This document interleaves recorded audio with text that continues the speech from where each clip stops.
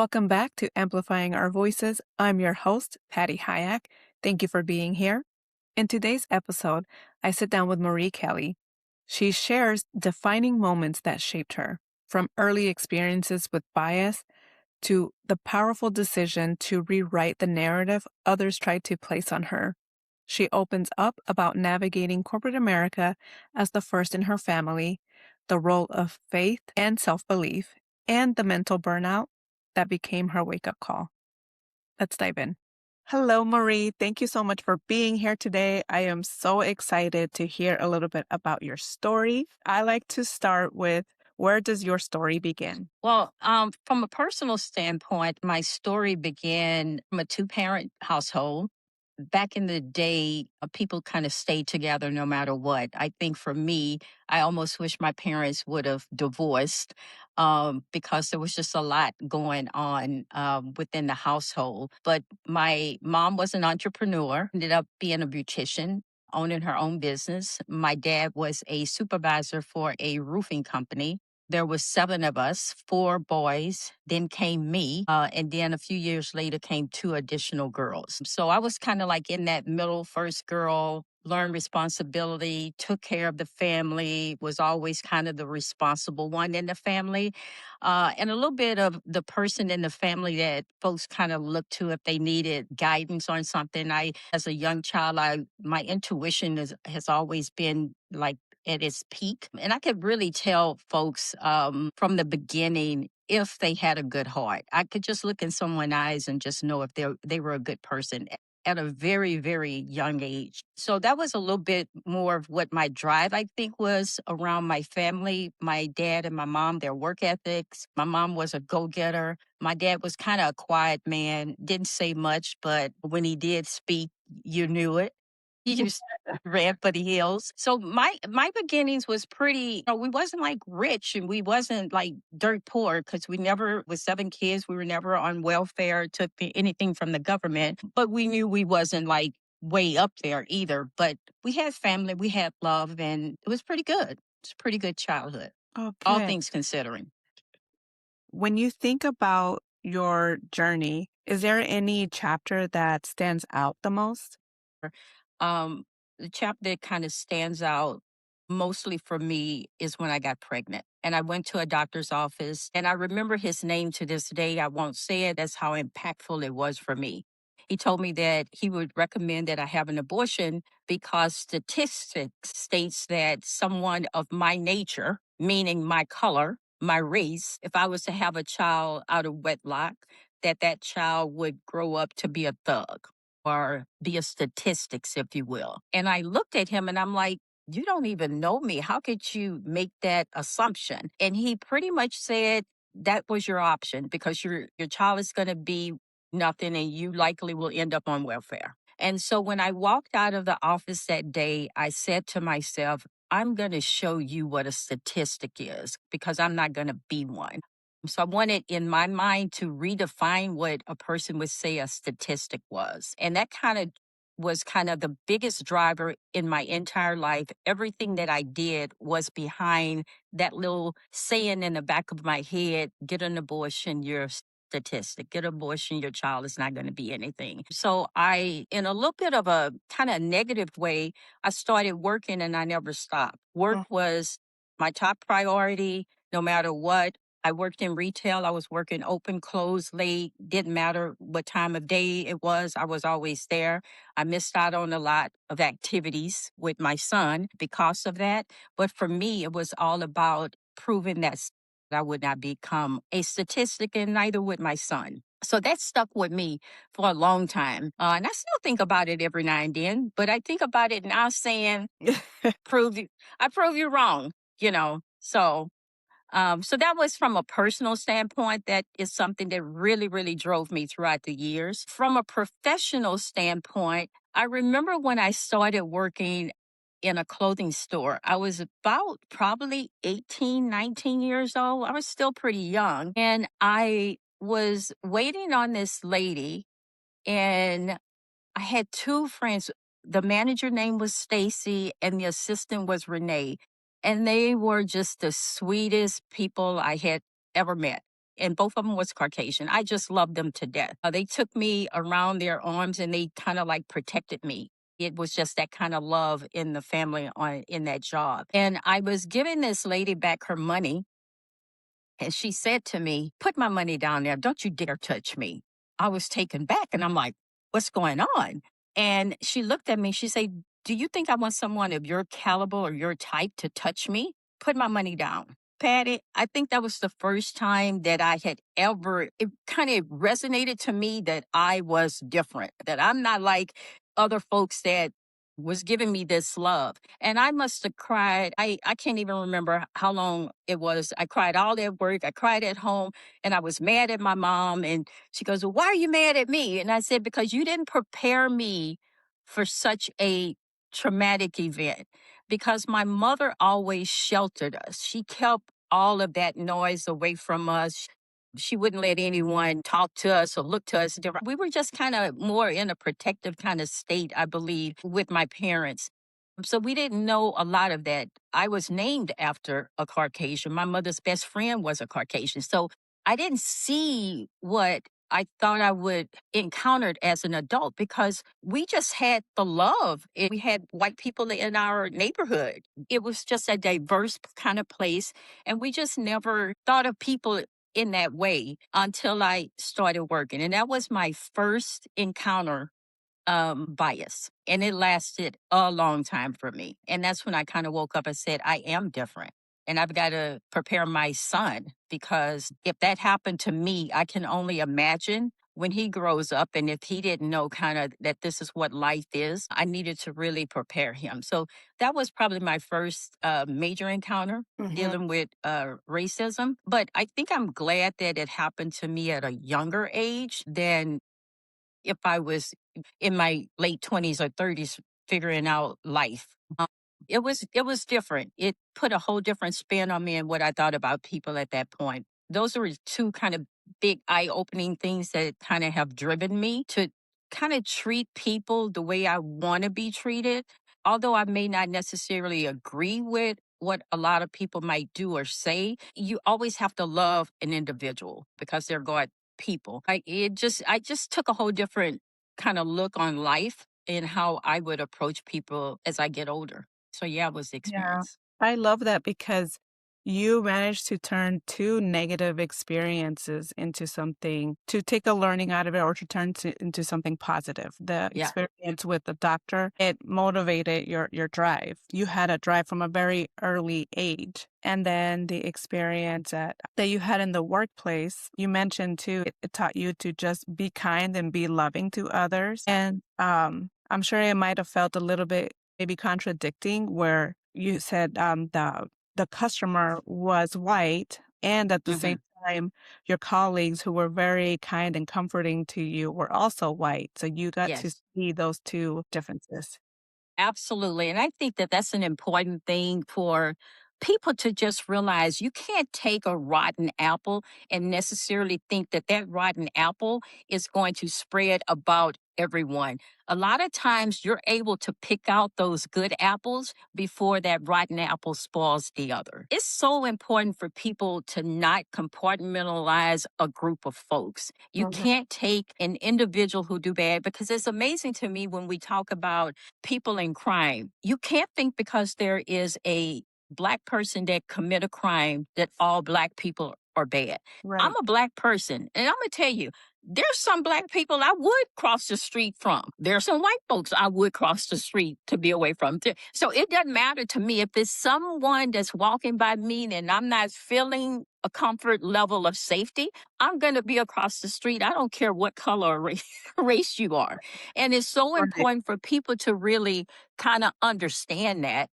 And I hate to say this, in my opinion, I don't care for Trump. I want to be very kind of clear on that. But I think that the one thing that Trump has done that I think is very important, he has exposed a lot that was going on that was kind of hidden under the rugs that frankly we haven't really dealt with the right way. And Mhm. we haven't really, we started it and then say things are calmer. So we're just now going to pretend that it's gone. and it Right. was never gone. It was always that little smoldering of smoke that was just waiting to get that spark. And I think that he bought that out of these, I want to say maybe this 10, 15, 20% of folks who is going to hate you no matter what. I mean, it's just, it is what it is. And that's just life, in my opinion. But I still believe that the vast majority of people in the world are good people and will not stand for hatred to go to the extent that it goes to some degree. And it doesn't matter to me if you're far right, far left. You can be imbalanced to whereas that's too much. People need to kind of come together and get more into the center and just understand that there are differences. There's going to be some people, Patty, you're not going to be able to change no matter what. And Right. those people you pray for, you go on. But I think the vast majority of people in the world are good people. I agree. I have seen some of the kindest things. Being a mom of a disabled child, I have seen how people are just so kind, just random strangers doing kind Yeah. things for her, and so it's like moments like that remind me that there is more good in the world, and I try to focus on that. So thank you for sharing that. Switching gears a little bit to your professional life, you ended up working in corporate America. Can you talk a little bit about your experience as a person of color navigating the corporate space? And what was that experience like for you? And were you the first in your family to work in corporate America? Because that's also another different experience. Yes, I was the first and only person in my family to work in corporate America. All of my siblings, with the exception of one, all of them was educated, mostly in the educational field. My sister is special aid. She was in that field until she retired. My brother is a teacher as well. So we have a lot of that within our family from a corporate environment. The exposure I got is probably an experience that I want to say it's been a fortunate experience, and there's been, of course, some unfortunate, situations that have happened. It's a different world. It's almost like you have to understand politics to some degree.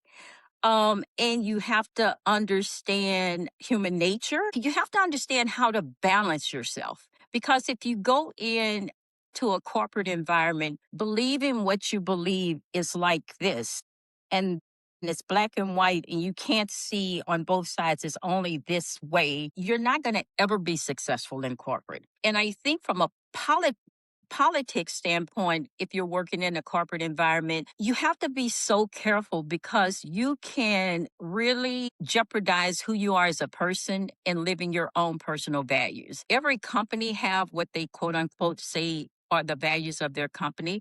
But I think it's sometimes important when people are going into a corporate environment, especially, you need to understand what is the values of that particular organization because sometimes it may not align to what your personal values are. And when you do find a company where your personal values and the values that is outlined for that organization is pretty much aligned, that's probably an organization you want to probably stay toward. One that does not, either the organization will change or you will change if your Mm. value system is so totally different. And I think what happens, people think more about the money and they don't necessarily take in consideration that this company, may not have good ethical practices, or this company may not think about sustainability and, other practices that is common for humanity.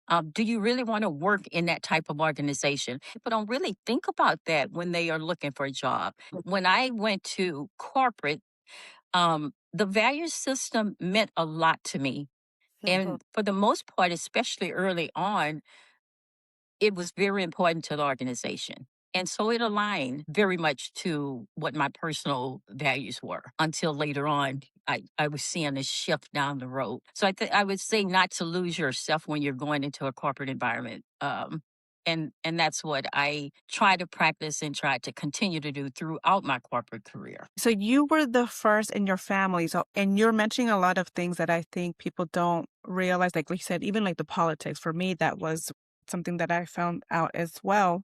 I've always known the Marie that's always been advocating for herself and had thick skin. That's the Marie that I knew, the confident one, always speaking up for herself. So, did you always have that? Did you have like mentors that helped you learn that, or how did you learn navigating that space, and how did you learn to navigate the politics and all of that when you were the first? No one told you how to do it. Yeah. Patty, I have to give credit to I had an Aunt Daisy and I had a mother who were and other older people in my life who was God fearing. And I really believe this, and I'll say this until the day I die. My mother and aunts and folks who was looking after me when they say it takes a village, they did a lot of praying back in the day. A lot of praying. And I really believe that they prayed so much that we had like some surpluses with God. And it when I went into corporate, it was it was very much a major challenge off the bat. I was the first Black female to be in a particular position. And I ran right away into roadblocks with mainly Caucasian men who thought I should be put in my place. And I was a manager at the time, and I had a guy he was a supervisor. And he thought he knew more than I knew. He was, how dare this girl come in? And it's a Black female. He would give me the hardest time. Everything I would tell him to do, he would challenge. And there was always this birdie in the back of my head saying, stop fighting with him. Let him do it and let him fail. And so I would step back and give him just enough rope to let him make his decision and him to time after time after time, he would see that had he listened, his life would have been a lot better. And everything that he messed up on, I made it a point that he cleaned it up. And so after a point, he started recognizing me a little bit differently. And so it started there, and I took that when I went into the corporate environment. And from that perspective, I have to say some of the smartest people I've ever worked for at corporate, and one person in particular was the youngest person I ever worked under. I was older than her. I had more work experience than she did. She was vibrant. She was soft spoken, but she was smart as a whistle. Going into that role when I started in corporate, I learned so much from her from a standpoint of seeing her how she presented herself, how calm she was, and she was a Caucasian gal. But she took a risk on me because I was working in retail within this company at that time. She came and she offered me a job. Patty, I went in and the job she offered me, you had to have a particular skill. I didn't have that skill. But what I did have is I was a fast learner. And Mhm. I said, I don't have the skill, but I'm going to go out and I'm going to buy these books and teach myself that skill. I went out, purchased these books, and when I had my interview, I'm talking this language to her, and she's like, "Whoa, did you go to school for that?" And I'm like, "No, I just kind of learned it on my own." And she took a risk and hired me. Not only did I respect her for the fact that she hired me into a role that was a brand new initiative for the company, she took a risk on me, and I was scared. I mean, like, oh my goodness, what have I gotten myself into? But it taught me that no matter how young a person is, you can always learn something from an individual if you open yourself up to seeing things that is not just at surface level. And I started that, and I want to say that because I had people that who had prayed up for me, I had guardian angels looking out for me, and the fact that this person was the first person that I was blessed to encounter. I think everything happens for a reason. And Mhm. I think it was my time to learn a different lesson that was going to help carry me through some of the challenges that I was going to eventually come across while I was at corporate. That's kind of, if I want to say, my aha moment, and the things that I could leverage to keep me afloat was having those type of allies and having special people in my life who entered my life for some reason at some point that was really inspirational for me. That's awesome. Thank you very much for sharing. So you did talk a little bit about allyship and mentorship. What would you say contributed to the success of your career journey? Think probably for me is that I never gave up on me. I always felt that I had it in me, although I had some fears and some anxieties that stem from childhood. I just believed in myself, Patty. You either find yourself getting beat down and just giving up, or getting beat down and say, you know what, that's that, and I don't want to hurt like that no more. So I'm gonna do some things different to make sure that I don't go back down that road. I was always a person who learned the first time. You didn't have to, I didn't need a lot of lessons. If I got burnt once, I'm probably not ever gonna get burnt again. And if I did get burnt again, I hold myself totally responsible because I let it happen. And I really didn't have to. But sometimes someone told me a long time ago that I was a champion for the underdog, that I have a tendency to root and probably stay too long with people who just may not have the knack or the skill for it. But I'm like, oh, they got it. They got it. They got it. So I'll keep pushing and keep whatever until I had to realize one time when I was working with an individual, he was my subordinate, and I said, okay, this is not the right fit. And I had to kind of start looking at that a little bit different. But I believe that it really was me believing in myself. And let me give you a story. When I started working at a clothing store, I remember I had a manager. His name was Bob, and I was nervous as heck. I was handling money kind of for the first time, like a lot of money. And he was teaching me how to do something. It was a return or something. I'm like, well, what am I? I'm looking, he goes, well, I'm not going to do it for you. You know how to do it. Just sit there, think about it, and do it. And I looked at him and I'm like, but you're right here, so you can just help me, right? And so he said, no. At the time, I was really kind of mad at him, but it was a teaching, it was a lesson. And the lesson was start believing in yourself, girl. It's those kind of things that happened throughout my life. Self assured was one of my top 5 strengths. People didn't really know what self assured meant. Some people, oh, it means you're cocky, you're arrogant. No, self assurance for me is that I believe in myself and my ability to do something. I realize that I'm not 100% in everything. A lot of times, what my good is a lot of people's excellent. And I needed to really kind of understand it and have faith in my abilities to do things. I think that's what really drove me from a standpoint of just, champion through things. It's just believing in myself, believing that I was a good person, believing that I was always going to look at people and love them because that is what God has put us on this earth. You're supposed to love your neighbor. I don't care what you do, as long as you're not trying to influence that on me or some child or some elder person who can't take up for themselves.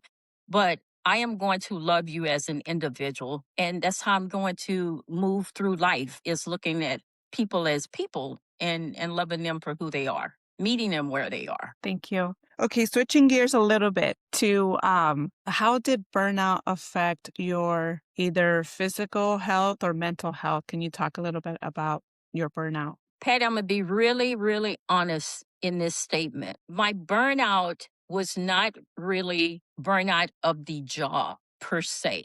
I think what was happening with me from a burnout perspective, and people have to be really careful, especially when you're ambitious and you're trying to show that you can do a job. My problem for burnout didn't necessarily have to do with the job in itself. Burnout for me occurred when realignment, when you're laying off people. So you get tons of good leaders that actually leave an organization. So now you got less good leaders, and then you got a whole lot of folks that are in roles that are not qualified to be in those positions. And now they're leading the team. And so you have an unbalance there. Unfortunate for me, I started being on teams where I had more of the former. I had more of individuals who were not good leaders or did not have good leadership traits, didn't know how to be a leader, more tactical, wasn't visionary, wasn't strategic, none of that, wasn't, didn't know how to kind of keep a team together and understand the diversity of folks going into a room. I had one person that was a leader, had never managed a person, and of the one person that they had managed was not a person of a different color, different race. So they were totally, when they had a team that all of a sudden had all of these diverse people, had no idea how to deal with the different components of that team. And so for me, the burnout occurred when you have leaders like that and you continuously have or exposed and working with leaders like that, you feel like you're using all your mental powers to always help that person stay up while you are not growing and learning and getting what you need because you're too busy trying to get that person from what you learned probably when I was 19 years old. This person is now in this big role and they don't even have that foundation. So you're there trying to help and support them. It mentally becomes draining after a period of time. And my burnout occurred due to those type of incidents, not necessarily the company per se in the work that I was doing. I just had a lot of leaders that did not have good leadership traits or were not ready to be leaders that helped me get to what I call that mindful burnout. And I do want to say this, Patty, I can blame those leaders for a percentage, but I am going to blame myself for a higher percentage because it goes back to what I was saying.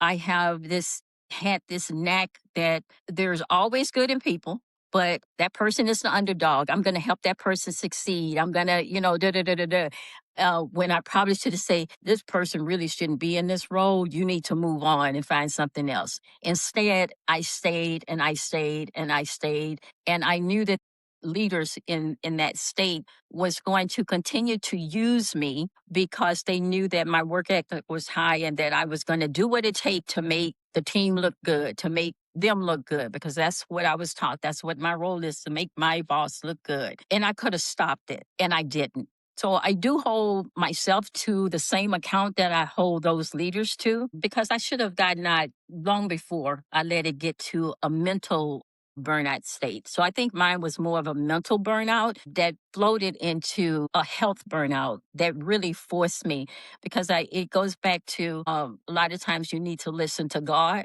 God was giving me warning signs saying, okay, you probably need to move on, but I'm fighting it.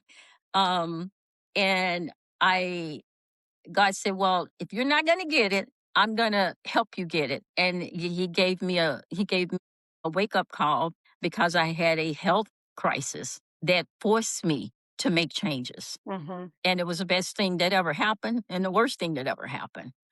That was my lesson learned, and everything happens for a reason. Do But you have more mental burnout than anything. Can imagine. So, burnout is such a common topic that a lot of people experience at some point in their Yeah. life, whether it's even if they're an entrepreneur, they're constantly working and doing something that they love. And so there's so many different ways I think that people experience burnout. And I think that maybe not that a lot of people understand that they're burnt out while they're going through it. Would you have any advice to someone that is experiencing burnout and may not necessarily know that they're in it? Like how can one tell that they're experiencing burnout? Patty, I had all kinds of warning signs. And I think that what a lot of us don't do is we don't listen to our friends and our family.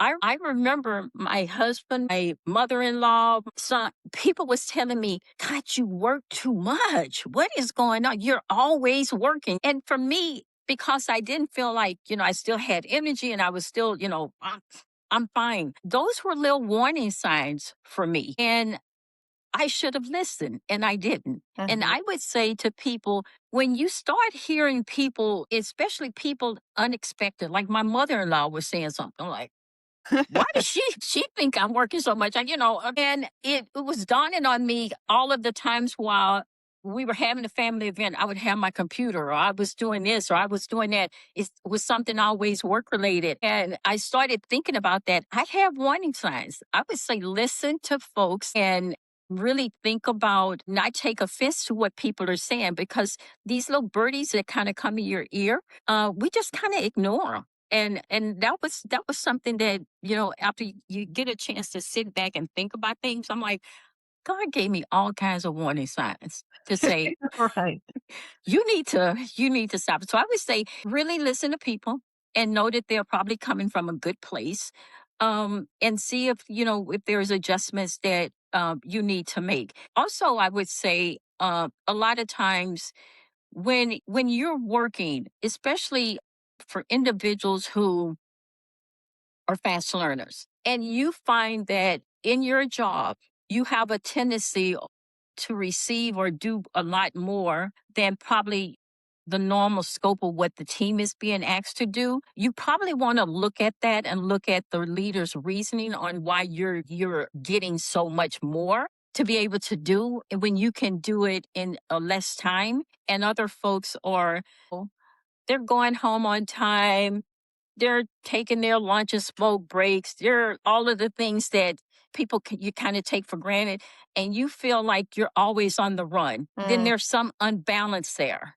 So I would be saying, check your surroundings and make sure that work is equally distributed based on what your role is and based on, your expertise surrounding your job. I would say just look at the clues from that perspective too, to signal if there potentially could be burnout or burnout also leads to health issues, so be careful with that. absolutely. I agree with that so much. I've experienced burnout in the past as well.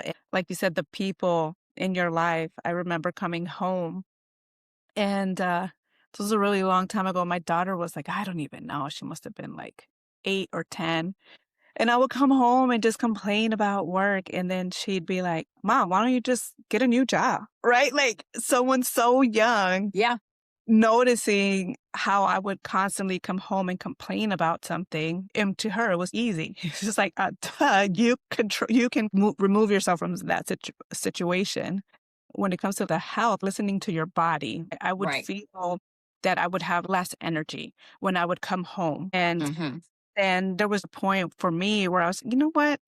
I'm tired of coming home and not having enough energy for the people that I love the most. And so Yep. that's what I knew for me. It's okay, something's off here. Like listening to your body and listening to those that are closest to you. I love that. And I want to go back a little bit to the leadership that you mentioned that because that was a percentage of it. We see this a lot where people are promoted into they're great individual contributors and they haven't had that leadership experience. Would you have any advice for organizations that are promoting people into first time leadership roles? Yeah, there's a saying, it's called promoting to incompetency. And what happens is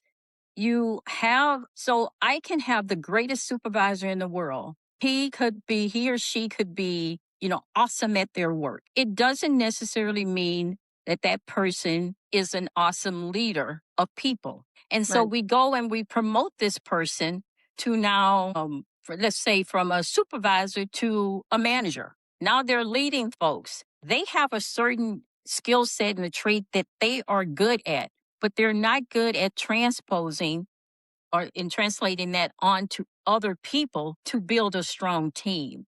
And one of the things that I think a lot of companies don't do a really good job at, back in the day, they used to do all types of seminars and all types of trainings and things like that to prep and prepare a person to get to another level. Now they just promote them. They don't have any training. There's not anything planned to train. It's called on the job, get in there, get your foot wet, and let's just see where everything, chuck it at the wall and see what sticks. And it's not good when you're running multi-million dollar companies because people don't leave companies, they leave the leader. And that is so important because companies set themselves up to have people issues because of this lack of not following through and looking at individuals. If there's people, there should be a strong training plan for individuals that are in these roles that you feel like they have the aptitude or the ability to be able to go in and eventually lead people. You can find out, Patty, pretty quick if a person possesses skills that is going to be individual to them and they don't have leadership traits, or sometimes, Patty, they don't really even desire to have it.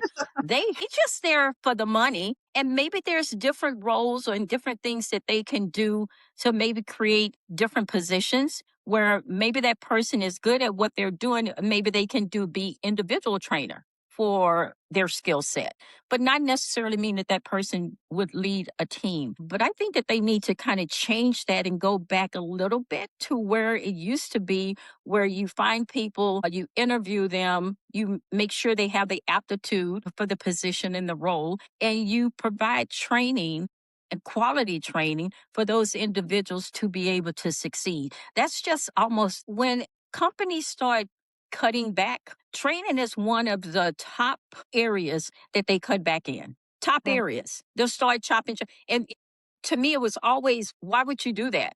Because a trained individual, the more you train, the more you learn. You really are going to weed out folks and you're going to see them more obviously if they are not trainer of people. If this is just their skill set, then you need to make sure that you understand that and not go promote to incompetency. And that's just what kind of happens. And I think companies need to go back and kind of look at that. So we've talked a lot about the professional space. Is there any advice that you have for people entering the workforce and specifically to the minority, people of color? Is there any advice or words of wisdom that you would share with them? One of the things that I think is important for minorities to understand going into a corporate environment, I know that you want to always be your authentic self, but I want to just throw this out there. You may want to be your authentic self, but do the company you work for want to see you in your authentic self? And I think that people get confused by that because our company can say, bring your authentic self to work. Well, my authentic self may not be what you really want to see because my authentic self is being straight up, straight point with the person. They really, what they're saying is they want a polished version of your authentic self. A minority person, in my opinion, can't ever be 100% your authentic self. You just can't. And if you have an organization that lets you do that, I would love to know who those companies are. And we need to get flags and champion those companies and give them free publicity or whatever, because for the most part, they don't. And I do believe that a lot of times when we say bring your authentic self, I wouldn't always want to bring my authentic self to my job. So I'll give you an example. I always felt, or people made me feel like I wasn't good enough. I wasn't always a clear communicator because then my anxiety and some things would happen. I don't like public speaking, but that happens. I had issue speaking as a child that kind of, when I get nervous, it runs into that same thing when I'm nervous at presenting or doing something like that. Because my authentic self is who I am. I speak naturally. And I made this a conscious choice, Patty, and it did hurt me to some degree. I didn't want to go into a corporate environment, start speaking big words and all proper, and people think that, she's very articulate. She doesn't yell. She's not the angry Black woman. She's very professional. I mean, I can calm down and I can talk and speak fluently as anyone else. And then go and that morph into me.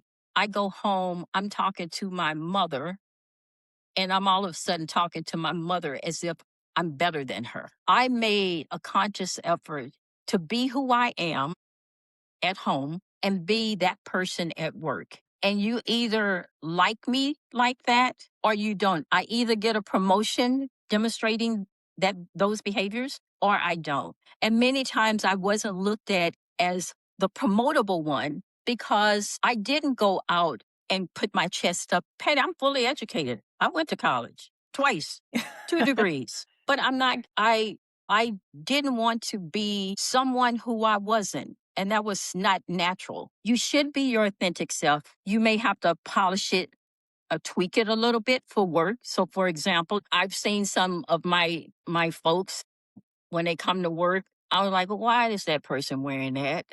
What do you think they're going? I mean, they kind of forget, okay, you're in a work atmosphere. It's those kind of things. Right. Dress, read your room, know who your audience are, and, dress accordingly. Don't dress like, you're fixing to go to the nightclub, things like that. You know what I mean? So those kind of tweaks, it's necessary to be able to be, function in a corporate environment. But if those values align with what your values are, they will accept you in your authentic form. If not, you're just in the wrong organization. And I would also say always open your mind to be able to be with others who don't look like you. And I would say understand that people know what they know and people don't know what they don't know. And a lot of time it's up to you to help educate folks. And folks can't get educated if they're never exposed to you. So get out of your comfort zone and make sure you expose yourself to other folks who don't look like you too, to make sure that you can kind of get in there and let them kind of understand who you are, what your culture is like, without cramming it down people's throat too. That's Thank my you. advice from that perspective. I like that. Yeah, we could talk about that topic, I think, for a really long time on what does bringing your authentic self to work and what do organizations mean when they say that? And to your point, do I even want to bring my authentic self? I'm from a point of view that there are I don't want to lose myself, like you said, like my values and who I am. I want to show up the same at work and in my personal life. But there are just some things where I hold very close to my heart and that I don't think that everyone should have access to. And so Right. I think there's a balance and there's a yes, bring your authentic self, but to a certain degree. So I would agree with that. Yeah. Shifting from the professional and going into more of like things that you're passionate about. You have a message for the next generation. Tell me a little bit about what words of wisdom would you have for the younger generation? Okay. First of all, Patty, I want to apologize to the younger generation because I think that we have done such a disservice to one teaching them um, about experiences and the importance of democracy. And I think that we, along with them, their children, their grandchildren, their great great grandchildren, it's going to take a long time before this country is in a better place from a financial standpoint. So my biggest thing, one is to vote, and I want to send the message. If anyone would listen to just these words, just the few minutes of anything that I discuss here, don't take for granted your vote. Don't use it as some type of fun act to elect or promote the folks who serve you at an incompetent level. Treat people kind of the way that not only you want to be treated. If you want to be treated like crap, then treat people the way God expects you to treat people. If you don't believe in God, then treat people the way you would want someone to treat someone that you love. If you love your mother, your sister, your brother, whatever, and they got stuck out on the street, needed help, would you want someone to come to their rescue? Think about life in that manner because it comes back when you give and think in that fashion. People who don't vote and people who don't educate themselves to be able to get factual news, to compare and contrast, to make informed decisions. Because the only way that you're going to save the democracy is to sit back and look at your responsibility and what role you played into getting us where we are today. I would say look at different organizations such as Ground News. It is a company that presents news out to the vast audience on a bias rating. They will identify if it's far right wing.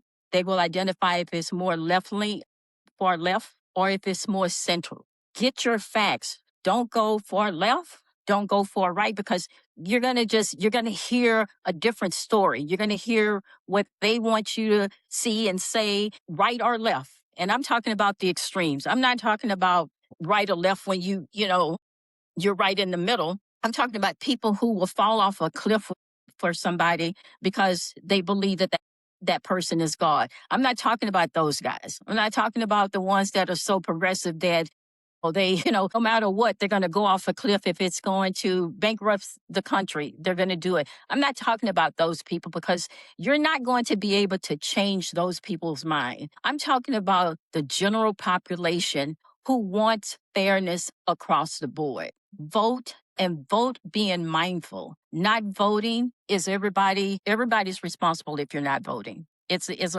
a irresponsible act, in my opinion. Democracy is in jeopardy, and that I think we need to save our democracy. We need to treat people with fairness. You may not agree with everyone, their lifestyles, whatever, but you are supposed to love everyone and treat people with dignity. And so my biggest thing is to vote and to not take your vote for granted. Thank you for sharing that important message, Marie. To wrap this up, what do you hope someone listening takes from your story? I hope that someone listening to my story take away the fact that no matter what happens in your life, that everything happens for a reason. Never to give up on yourself, believe in yourself. I know that kind of seems like a cliche to a lot of people, but I think you have to dig deep a lot of times and believe in yourself and keep pushing through. Have faith. Hopefully, you have faith in God, that God is going to see you through. Um, and just understanding that this too shall pass, when it's something, that's not so good that may happen to you, but that you'll get through it, that there is a light at the end of the tunnel. Beautiful. Thank you for that wonderful message. Thank you for spending time with me today to share your story. It's always a treat talking with you, Marie. So thank you. Thanks, Patty. Thank you for tuning in. If you enjoyed this episode, please subscribe, follow, and share this with someone who might need it. Stay tuned for the next one.